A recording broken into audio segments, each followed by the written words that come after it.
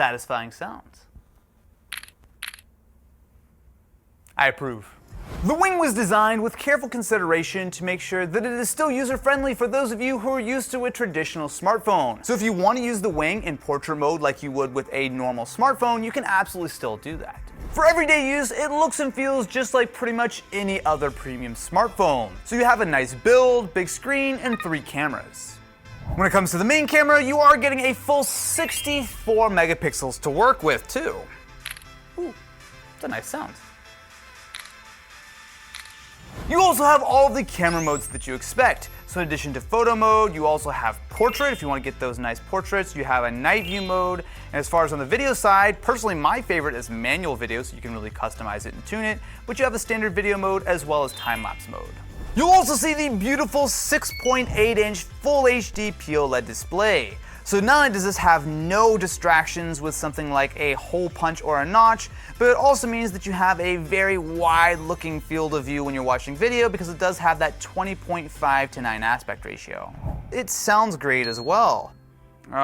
Okay, so if you're watching video and someone annoyingly texts you, normally you have to deal with pausing your video and going out to respond to them. That is where the LG Wing's party trick comes in, Swivel Mode. So with this, you'll see that the main screen can swivel up to the top, and you now have a secondary display below it, that 3.9-inch OLED second screen, where you can actually do a lot with it. You can put apps here, you can of course have your notifications, and there are a lot of special features that LG have included. And what I really like is that it's very seamless. You don't have to wait for things to like turn on or activate or anything like that. It just works when you want it, and then when you're done, you swivel back and it looks like much more of a standard conventional smartphone.